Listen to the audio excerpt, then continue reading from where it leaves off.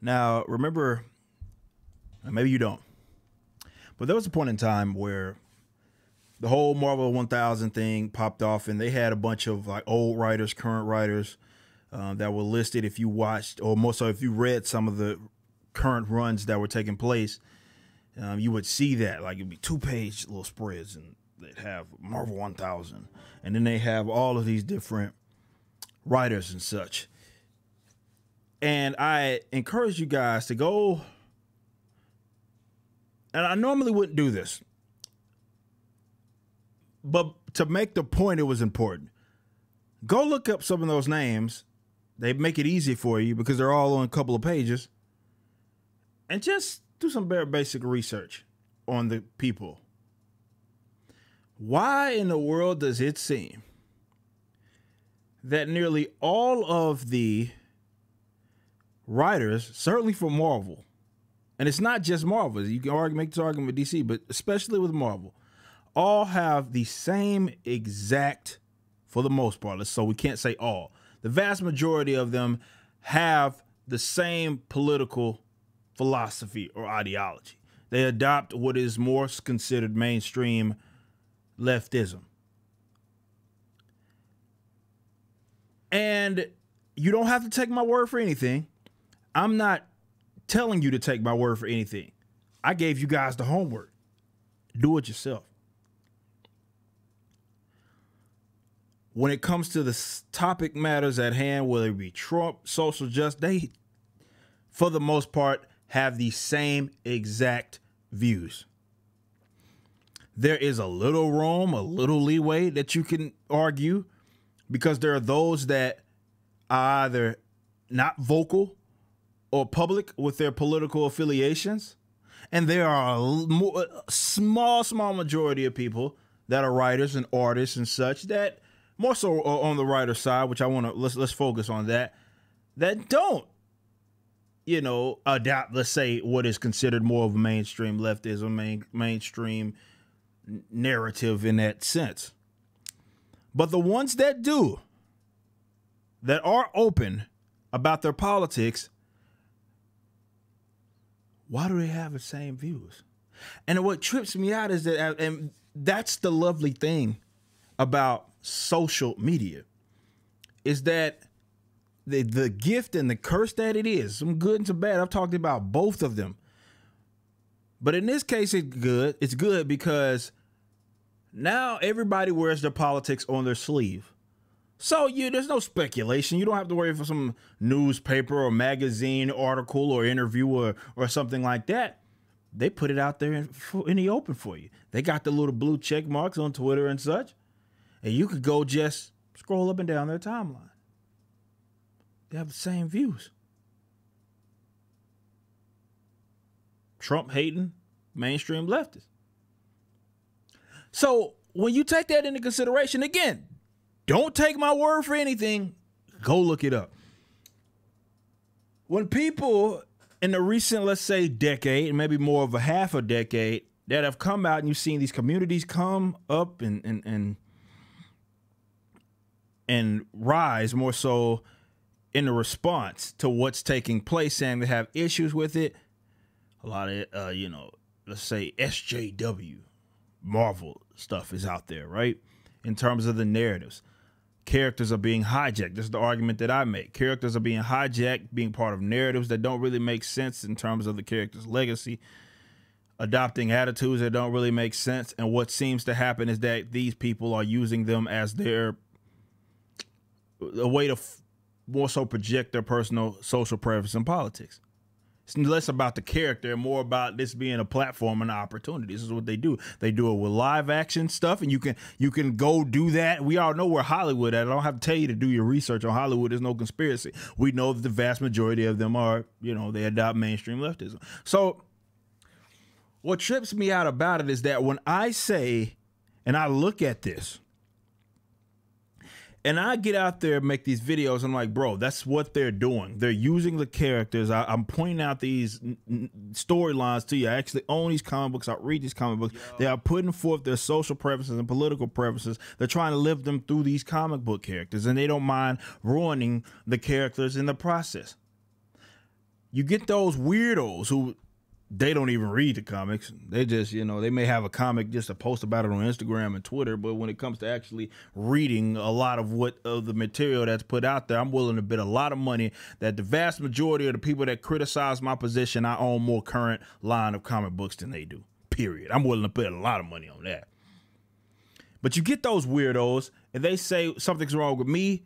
I'm a conspiracy theorist. I'm just making stuff up, over exaggerating. I'm like, the proof is in the pudding. If you don't believe me in terms of the narrative, why is it that the vast majority of these writers have the same exact political views? Now you can say, well, that just because they have those views doesn't mean that they necessarily put it in the comic books. Well, I'm pointing those out. I have, I don't know, countless amount of reviews on this channel, and I'm pointing this stuff out to you. So they are doing it. But when I say, man, it really seems, right? It may have started like a theory. I'm like, man, it really seems like these guys all think alike, which would express why the comic books are as such. Remember I've said that I don't really care about politics being in comic books. Politics is a one way, shape, or form because government is there. They've been a part of comic books. The difference between what's happened in the past and what's going on now is that, for one, it doesn't feel like they're beating you over the head like the great Stan Lee said when it came to socialist shit. He said he put it in on the lay in the plot, never letting it dominate the storyline or feel like you're beating the reader over the head with it. My issue with a lot of what's going on is not only are they beating us over the head with it, but I can almost tolerate that if it made sense for the characters and if there was balance. But when there is these sort of elements that are present, they almost always adopt the whole mainstream leftism in this current day and age. And it makes complete sense. They're all mainstream leftists for the most part. It's not a conspiracy. Go look it up. Just take books. And just because now we didn't have this back in the past. Now you have Twitter, and definitely post 2016 when everybody lost their mind because of the Trump election. They were very vocal about it. You don't have to take my word for anything. I'm not telling you to take my word for anything. Look it up for yourself. Very few of the current writers that are open about their politics adopt, let's say, libertarianism, mainstream conservatism, or anything of that nature. Nearly none of them. But the ones that are open about it, the ones that you know, all mainstream leftists. Trump hating, I call them NPCs because they all seem to have the same exact views.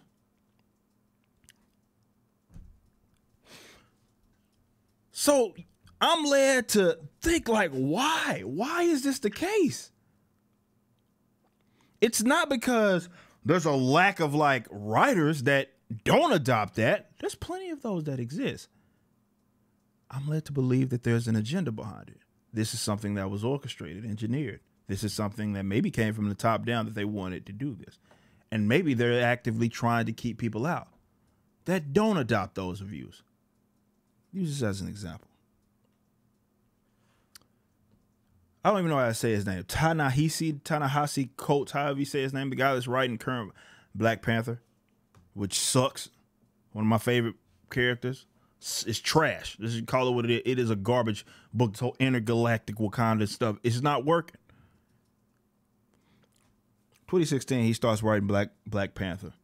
You can't really find any sort of fiction that exists by way of him prior to that, nor can you find anything really public about him saying, oh man, I'm really into comic books. I'm really into this stuff. I know a lot of if you even one of the black writers, a lot of capable black writers, even writers that have created some characters for Marvel. Those guys get completely skipped over. And now we have a guy that has not only any proof that he's wrote anything along these lines before then. Not even just that.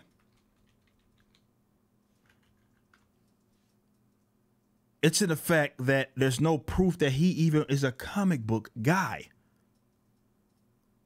at all prior to 2016. Let me name you some of the awards. I'm going to name you one in particular, right? If you go look at that writer, Mr. Coates, and this ain't a disrespect to him. You can show this video to him. I really don't care. And if you want to come on the page and chat about it, that's fine. This guy has openly referred to himself as, well, let's just call it what it is. He's a leftist. You look at all of his appearances, everything regarding his politics, everything regarding his social views. He won the 2015 what is called the Harriet Beecher Stowe Center Prize for writing to advance social justice due to his article that he wrote called The Case for Reparations. This guy, I'm going to repeat the name of the award for you one more time. Harriet Beecher Stowe Center Prize for writing to advance social justice. So you can't even say, well, I'm just using the term willy-nilly. No, this man literally won an award for that. And he's in charge of Black Panther.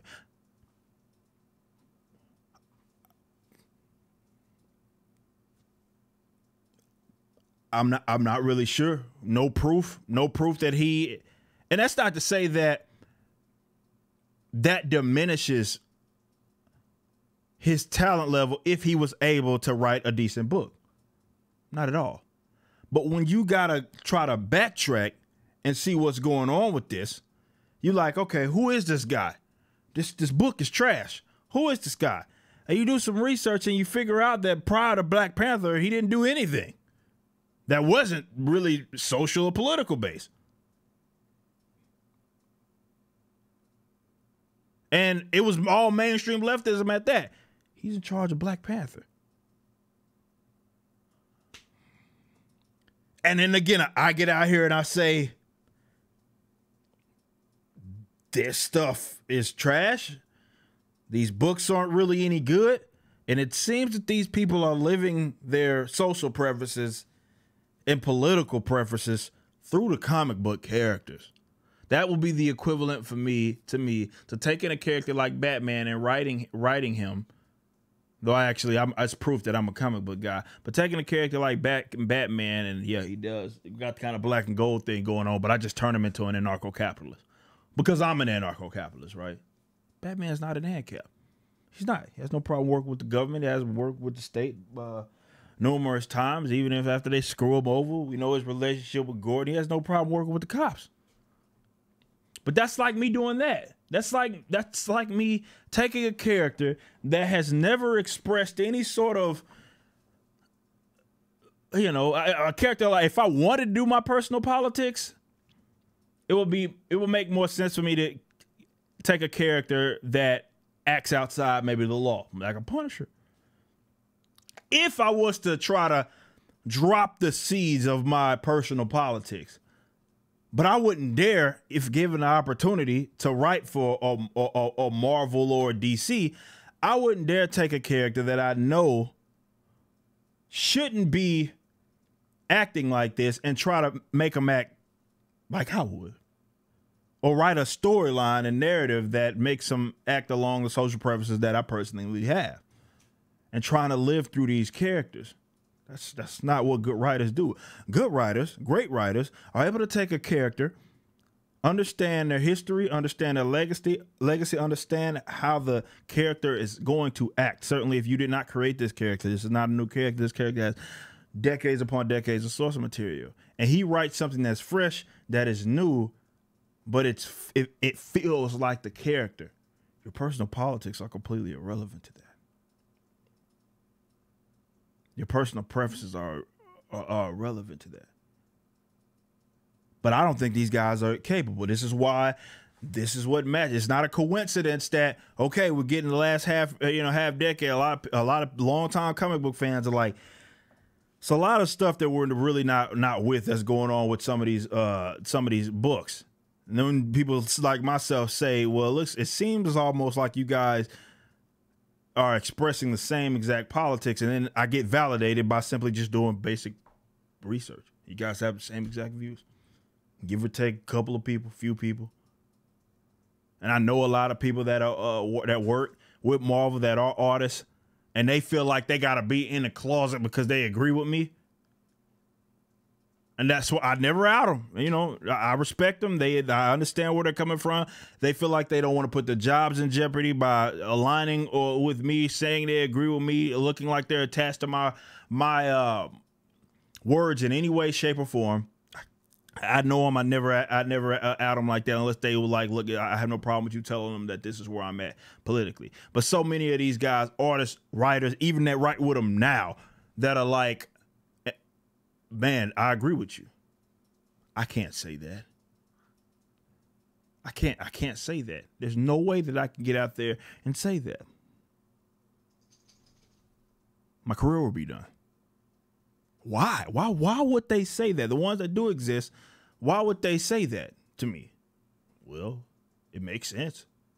That's the dominating ideology. That's the dominating philosophy. This is what people tend to adopt in that regards. It's not a myth. You can look it up for yourself. That's all I encourage you to do. Go just take a bunch of books by way of Marvel, by way of even you can go with DC, but we're focused. I know we brought up some of the DC comic book characters. I talked about Batman and stuff, but you can even take some of the writers. But let's focus on Marvel, right? Just for the sake of this video, more homework. Go look them up. Go just.